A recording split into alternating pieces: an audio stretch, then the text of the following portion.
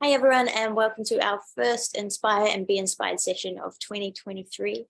We're glad you could join us. So for anyone new here, or even those who have been around for a while, you might know that last year we focused our Inspire and Be Inspired session on athlete stories and the awesome environmental actions that they were doing in their communities. This year, however, we want to expand our knowledge and learn from those in other fields across society. And we're delighted to have with us today Rupert Read and Manda Scott. So the session will run, we're going to have a short video from Rupert, a couple of minutes long, and then he'll go into his talk, Manda will do her bit, and then they will come together, kind of bounce off each other in conversation, and then we will open it up to questions. Because we're recording the session, those questions at the end won't be on the YouTube, but if you do want to be part of that conversation, make sure you come along to our next sessions. You can find the calendar in our group chat on WhatsApp. This shopping mall, your home, my home, Jeff Bezos' multiple homes.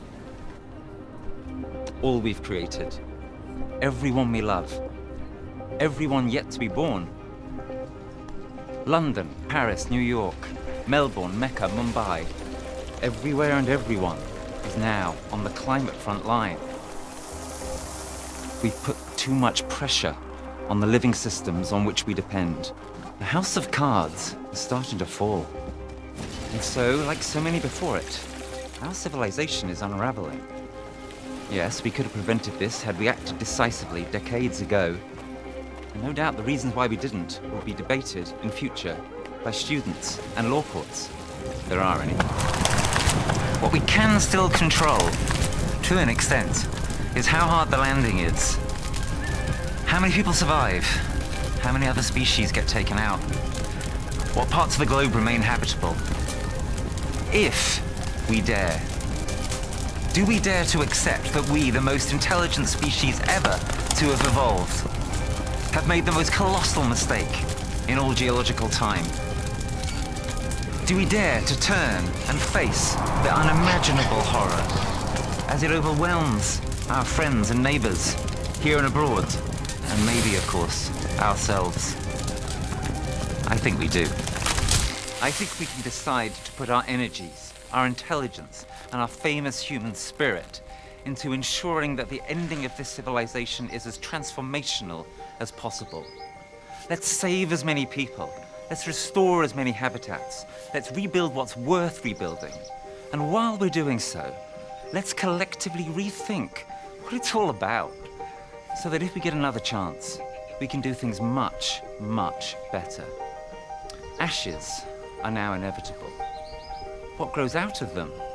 Well, that's all to play for.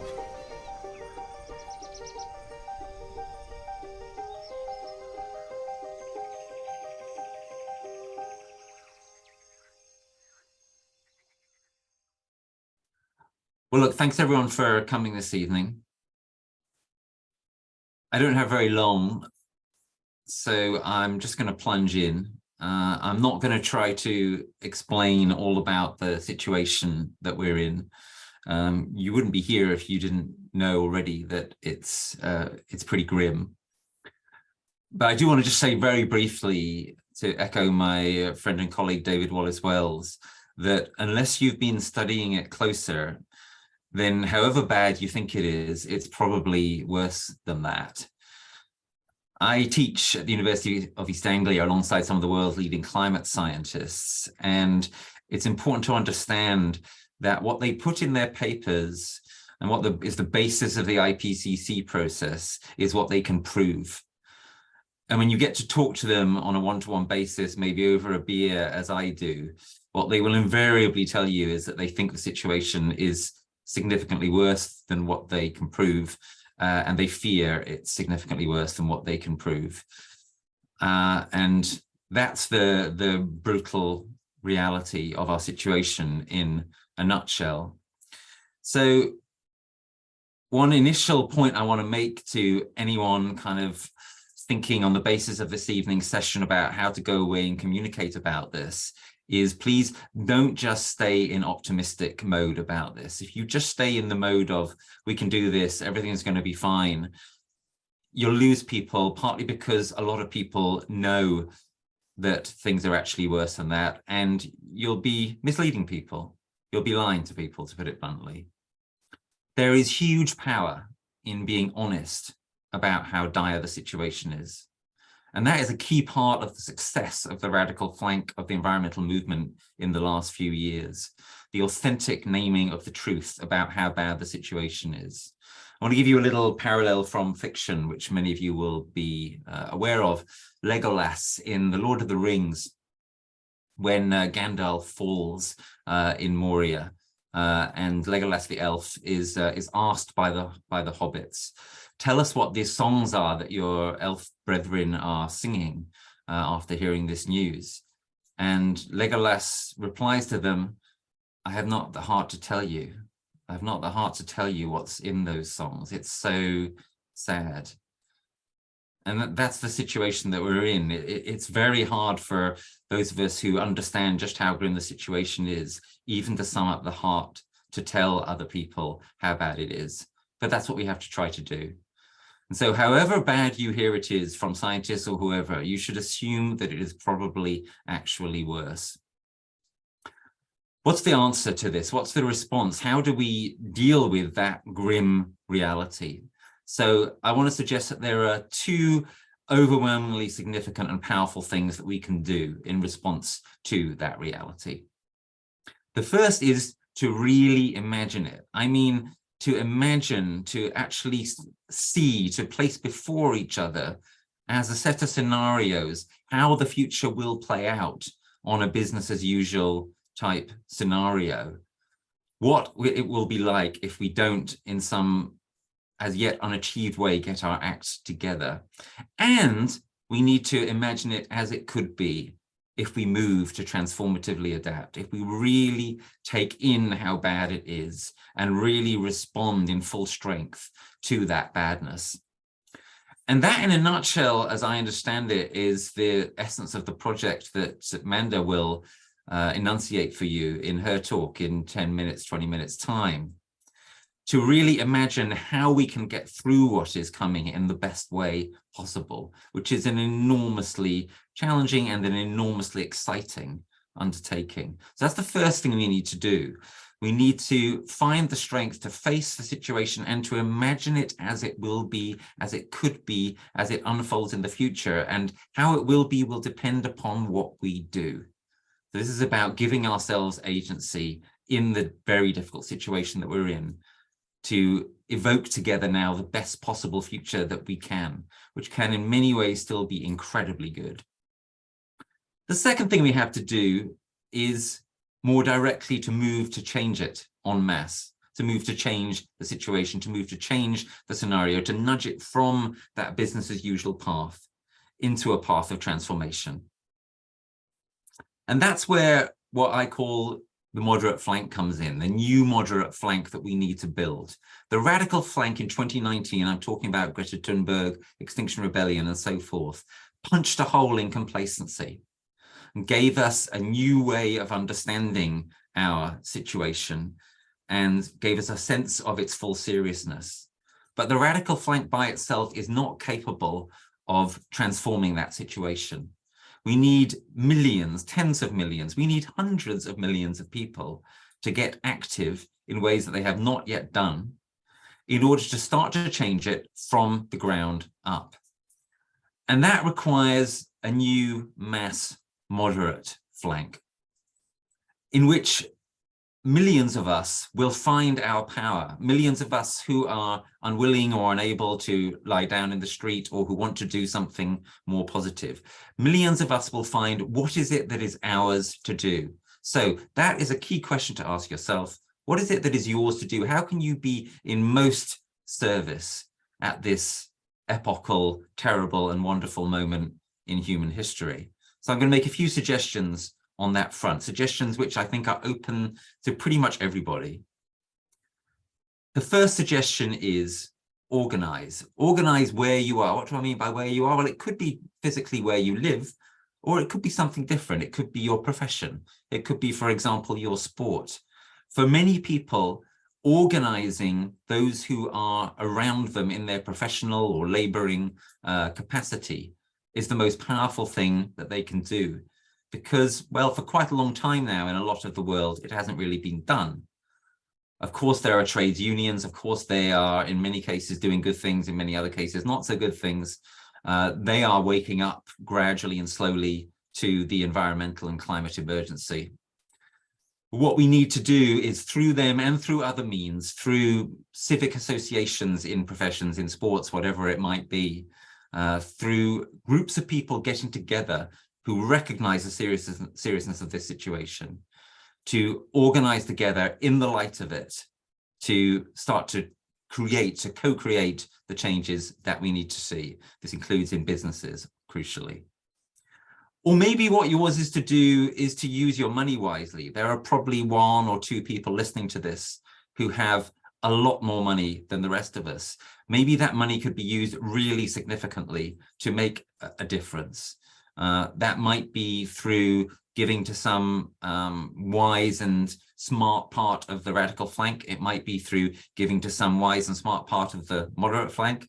It might be through giving to support the kind of thing that Manda is seeking to do. But if you do have access to significant amounts of money, it might be that that's the most significant thing you can do, to use it wisely. And then, of course, there is the capacity that some of us have to exercise influence on others, to show leadership, to lead people in a direction of doing something much better than what we're currently doing. Now, some of you who are possibly or could be in such a position of influence or in the public eye will be worried potentially about charges of hypocrisy being leveled against you. If you seem to be taking seriously the issue of climate, for example, while finding, for example, that it's part of your job that you still need to fly. In response to that concern about hypocrisy, I want to say loud and clear, this is not mainly about individual action. This is about us coming together collectively to act in the face of an unprecedented threat. In other words, this is about politics in both the narrow electoral sense of the word, which is important, and in a much wider sense. So in the narrow electoral sense of politics, maybe the path that some of you need to take is to back or to become sane politicians. But in the much wider sense, what we need to do is co-create massive change in political culture. And we can do that through leading, we can do that through our words, we can do that through influencing, and of course we can do that through the things that I've already mentioned. These categories are not mutually exclusive. We can do that through using our money wisely. We can do that through organizing, through building a mass moderate flank, through helping to imagine the kind of future that we can have, which is so much better than the place that we're currently heading. Whatever it is that is yours to do, I want to say it is crucial that you step up fully, that you are in service to what is yours to do. Because in the face of this unprecedented, more than emergency, it's worse than an emergency. The term emergency understates it. Because an emergency is something you can imagine ending. An emergency is something you can run away from, or a problem that can be solved. This is none of these things.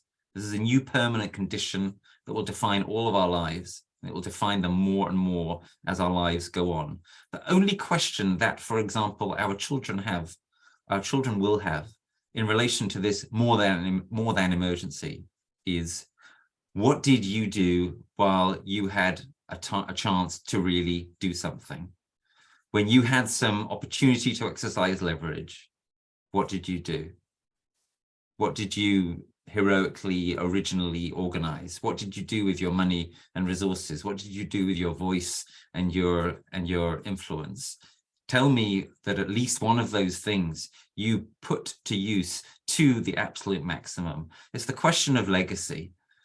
As we're on our deathbeds, it's the question which is going to hang over all of us, and it will hang over you if you do not have an answer to it. So I am certain that we can do things that can scarcely be believed. What we've seen with Extinction Rebellion and Greta, this is just the tip of an enormous iceberg which is just beginning to emerge.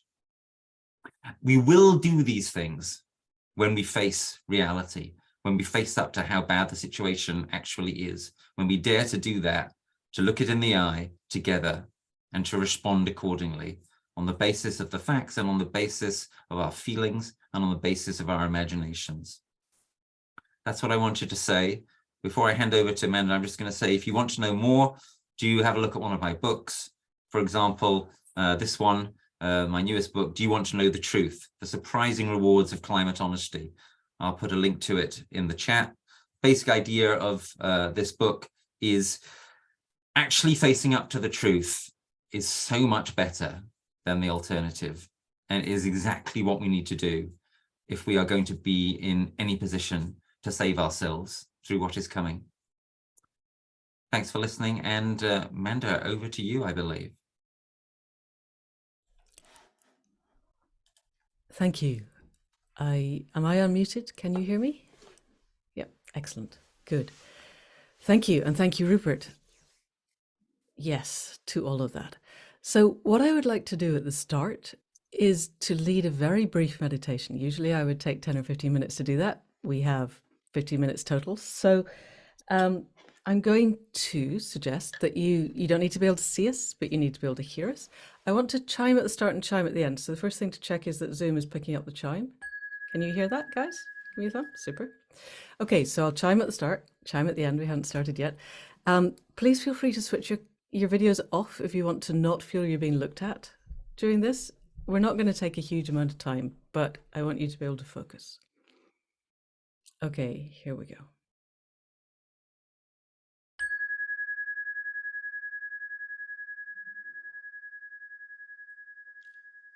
So, bring yourself fully into your physical body. You're all athletes of one form or another, so you're used to physicality. I want you to really bring all of your attention into the physicality of sitting on the chair, your feet flat on the floor, your connection with the earth. Have a sense of rooting down through the soles of your feet, through your seat on the chair, wherever you're in contact with the floor, and then through that to the earth. I want you to send roots down through the building that you're in, through the foundations, down into the subsoil beneath, then into the rock layers, and then through that, deep, deep, deep down through the rocks, down into the magma layers, and then down so that your roots are reaching down into the white hot molten metal at the heart of the earth. Have a sense of connecting your heart space to the heart of the earth. And then send a connection up from the crown of your head up to the heights of the sky, so that you're connecting to the heart mind of the universe and through your heart to the heart of the earth, the three hearts connected, so that you are, for this temporary moment, the hollow bone between the sky and the earth and the earth and the sky, heart to heart to heart. And then bring your attention to that edge place where your skin meets the air and the air meets your skin, where the physicality of yourself meets the rest of the all that is within the physicality of our life space. Have a sense of the places that are uncovered, your face and your hands, maybe your legs and your feet. If there's a breeze in the room, feel the airflow. Even if there isn't, feel the temperature difference. And then bring your attention very briefly to that small patch of skin where the base of your nose meets your upper lip, so that when you breathe in through your nose, you can feel the air move. Follow it for a whole breath cycle as you breathe in and breathe out. And then follow the next breath in as it comes in through your nose, cold at the back of your throat, and then down into your lungs as your ribs move out and down and your diaphragm sinks.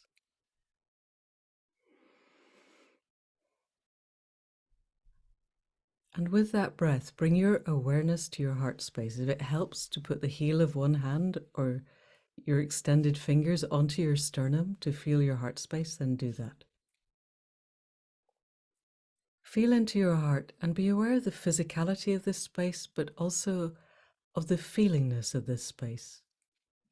We just heard Rupert explain the depth of the crisis that we're in and that words barely encompass it. How does your heart space feel? Without judgment, just with awareness, have a sense of where your heart is in this moment.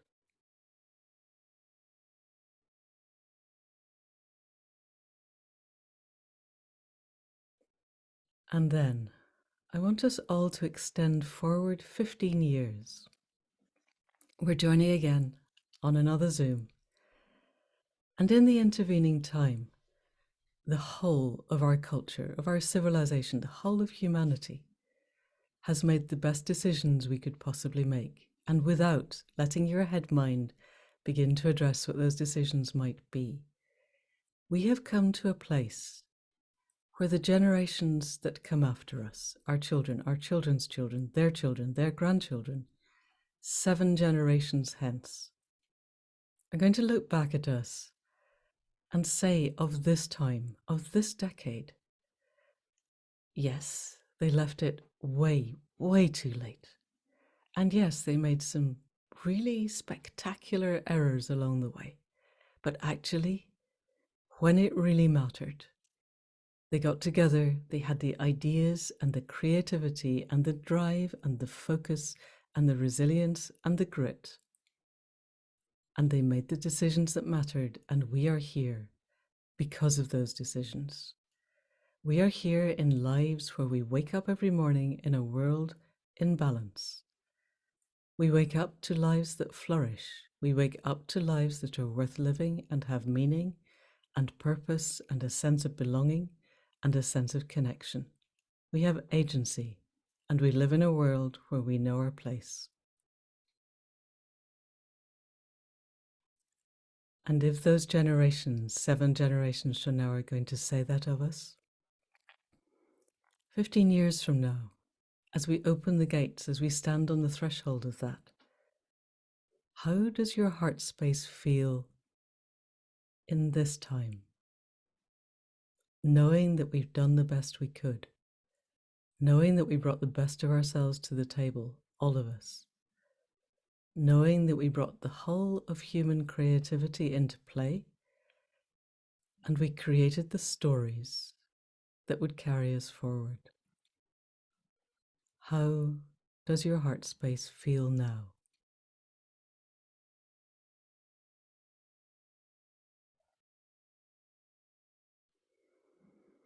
Breathe into it and let that feeling expand, and let it fill you just for a moment.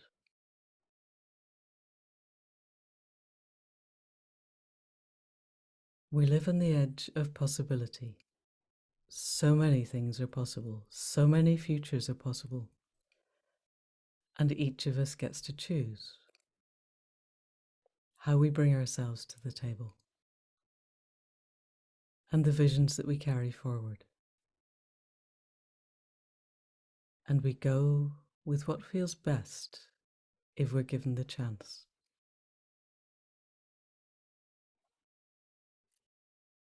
So feel that feeling 15 years from now and let it spread out into every cell of your body.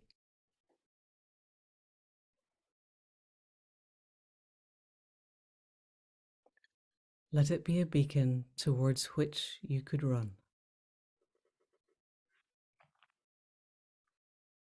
And let this place be somewhere you could come back to if you need to, because we don't have a lot of time and there are other things that we want to say.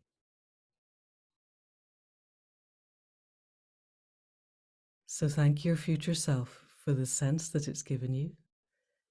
And then once again, bring your attention back to your breath. As you breathe in through your nose, cold at the back of your throat, down into your heart space as your ribs move out and down and your diaphragm sinks. Bring your attention to your skin, to the edge place where the physicality of yourself meets the rest of the all that is. And then bring your awareness back to the full physicality of your body, and particularly to your connection with the earth, to your seat on the chair and your feet on the floor. And then roll your shoulders, move your fingers, move your toes, and open your eyes, and with a very soft gaze, look around the room to anchor yourself back in this time and this place.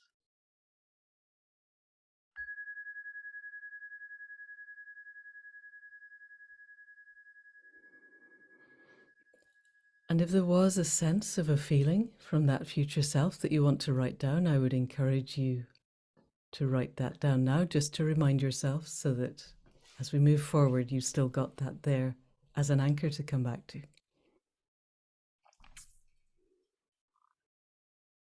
So with that, I want very briefly to have a sense of time perspective.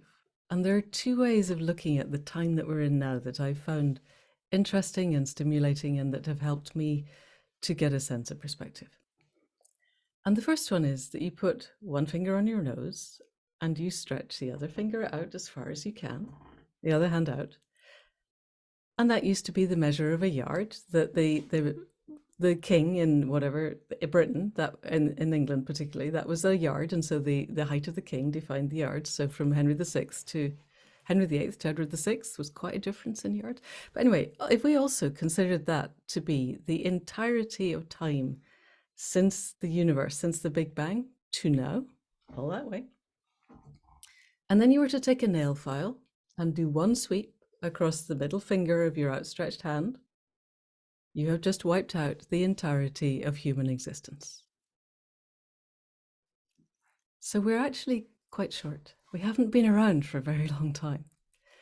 And the other thing that I wanted to share, and Dave and I looked at this in an event we did last week, but actually I rethought it, Dave, because I'd only just come across Tom Murphy's work then, and I thought, first of all, 75 is not very useful, and second, 3 million years wasn't very good. So what I want to do, I'm going to put it in the chat, so you got it. Homo sapiens has been around, we think, that we know of for roughly 300,000 years. Every time somebody does a bit of research, they push that time back a little bit, but let's say, for the sake of argument, it's around 300,000. And I want to map that onto a 30-year life. So 300,000 onto 30, it makes for easy arithmetic. So unless I've done really bad arithmetic, and someone can tell me, I make that 10,000 years maps onto 1 year. So for the first 29 years, more or less, of our 30-year lifespan that we're mapping onto, we were hanging out in the savannah and the forest as forager hunters or hunter-gatherers, depending on which way around you want to look at it. We were living absolutely in balance with the web of life because we hadn't created enough tools, frankly, to get out of balance. And yes, we hunted the odd charismatic megafauna to extinction, but then there were various forms of early human that became extinct also. Extinction was a thing. And then we get to this last year, and let's assume that our birthday is on the 1st of January, and we're looking at our last year of our 30-year life. Even now, we've got to the last 12,000 years, and at the start of that, around about the beginning of January, is where we began to consider that agriculture was a good thing, and ownership of land was a good thing, and harnessing people in cities was a good thing in some parts of the world. Clearly, if you look at Australia, then agriculture didn't arise until quite a lot later in that year. And even in some parts of the world, the Amazon now we think is largely a farmed landscape, but it wasn't farmed by putting up fences and fighting each other over territory. It was farmed by working with the land to help certain plants grow and other plants to become less abundant. But in certain parts of the world, we developed cities, began to shut people up. In Britain, interestingly enough, we didn't for a long time. We farmed for a couple of centuries, and then we decided it was basically too much like hard work, and we went back to foraging hazelnuts from the forest for another few centuries, and then we decided farming might be good again. So farming came in and out. But you basically get to about the end of October of our 29th year. Samhain, 31st of October, is the time when the Romans invade Britain and bring with them patriarchy, destruction, the idea that ownership of a woman passed from her father to her husband, slavery, money, which is, I'm going to show you this little bit of silver with somebody's face on it, and I'm going to tell you that it's worth a lot more than that plain bit of silver that you happen to have lying around. And if you try and put your face on it and claim that that's worth more, I will kill you. So money becomes enforced by violence. Money exists because it is backed by violence, and the violence of people who can say, you owe me taxes and you're going to pay it with bits of silver with somebody's face on that were previously worth absolutely nothing to anybody. And so last 2000, we get to the last couple of months where by this time we've basically looking at November and December, and the Battle of Hastings happens around about the end of November, and then we're into December of our last year.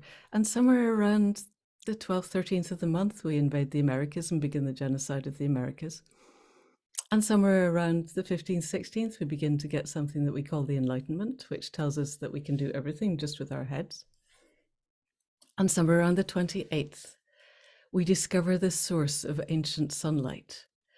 Millions upon millions of years of trees that have been pushed down, or plankton that has folded down to the bottom of the sea and then been silted over and silted over and silted over. Because the Romans had steam engines.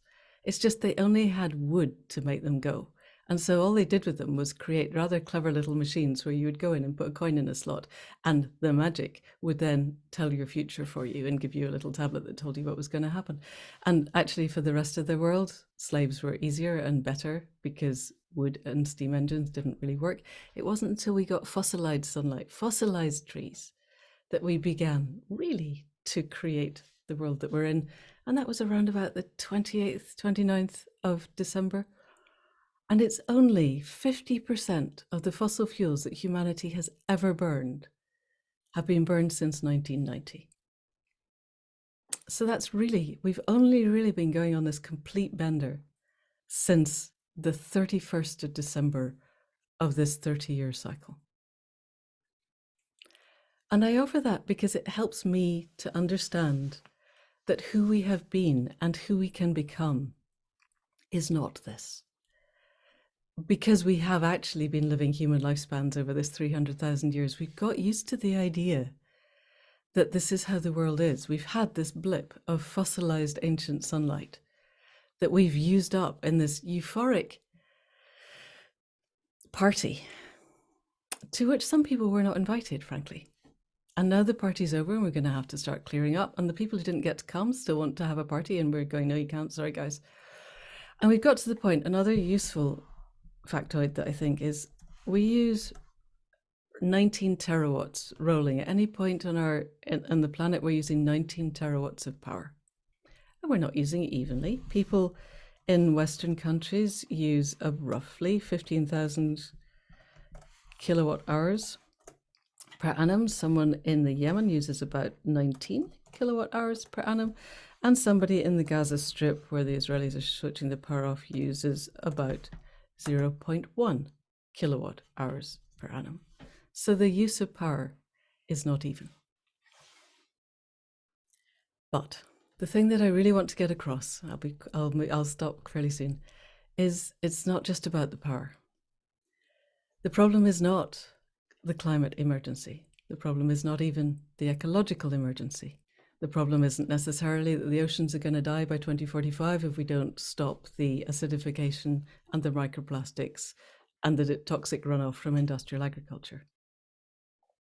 The problem is that we've overshot our ecological niche. The problem is overshoot. We have become a species that's gone, woohoo! We can go from 1 billion in 1880 to 2 billion in 1927 to 8 billion in 2023 because we have infinite power. Only we don't. And the problem isn't even the overshoot. The problem is that we don't have a different story for ourselves that isn't take stuff, see, want, take, basically. That if we feed ourselves with stuff, with more and more consumption, we will make ourselves happy. And in default of every little bit of evidence that we've ever seen around us that having more stuff will make us happy, we still want more stuff because we don't have an alternative story. And so, as Rupert so rightly said, we are on the cusp of total change. The one thing we can say with 100% certainty is that as we move forward, it won't be the same as it was yesterday. Tomorrow is not going to be a repetition of today, however much we may think it is. We are a little bit like Wile E. Coyote. We have shot out across the canyon, and not many of us are yet looking down. But at the point when we all look down, I would like us to have some kind of a parachute. And the parachute that I think, the only parachute that I can see working, is that those of us who understand that there is perhaps a bit of a problem happening, begin to develop the stories of how our world could look if we make all the right decisions now. And that means working out what the potential decisions could be. And we need to be doing that for all of the story, not just tiny little narrow bits of how do we stop using fossil fuels? Because if we stop using fossil fuels, but we're still continuing the microplastic runoff and the agricultural runoff into the oceans, and we still get dead oceans, the world is not going to look very good, and we're still going to have social inequity, and we're still going to be in the middle of a biological crisis. So we need to be getting systemic solutions. We need to think systemically. And then we need to create stories that take us forward. We're going to need total political change. Our political system is not fit for purpose. We do not have a system that brings the brightest and the best to the top to help us create a system that applies the decisions that are made by the wisdom of the masses. And we need one that does. We have an economic system that at the moment is required to grow whether or not people and planet thrive. And we need a way of storing, exchanging, and accounting for value, which is all that money does, in ways where people and planet thrive, whether or not the economy grows. We need a media that supports change into something that flourishes instead of continuing to sow discord and feed us little bits of dopamine that are never going to make us feel any better. We need senses of being and belonging and connection. So I could go on for another hour, but I'm going to stop because we're running out of time. I think that the kind of people who are on this call, what you're all very, very good at, if I've understood who's here, is setting goals and finding ways to reach them. So I would like to suggest that everybody's goal going forward is finding new stories of how we could be, finding new stories that give us a sense of hope, because if we can bring everybody together in a way that goes forward and says the world that we could step into could be so much better than the one that we're in. And that doesn't mean it's going to be perfect, and that doesn't mean it's going to be easy. But just at the moment, if you talk to almost anybody, they're not having a fun time. How can we create a world that works, that everybody wants to get forward to in ways that actually make sense and that feel attainable, which is what we're calling Throughtopias, which was a word that Rupert created. I'll put that in there. So where we are. Thank you. Over to you. Yeah, nice one, Manda. We've got just a few minutes before we go to the audience questions. Sorry. Yes. So yeah, this notion of Throughutopia, I wondered if you might like to spend half a minute connecting that with what I described earlier in terms of this need to imagine the different future and how it will be if we succeed in transformatively adapting, which I thought you got us into in a wonderful way by doing that meditational exercise. I might put a question this way: what is the great imaginative task that we need people to contribute to, and is there a way that people who are not artists, as you see it, can contribute to it? So the great imaginative task is, how do we step into something completely different?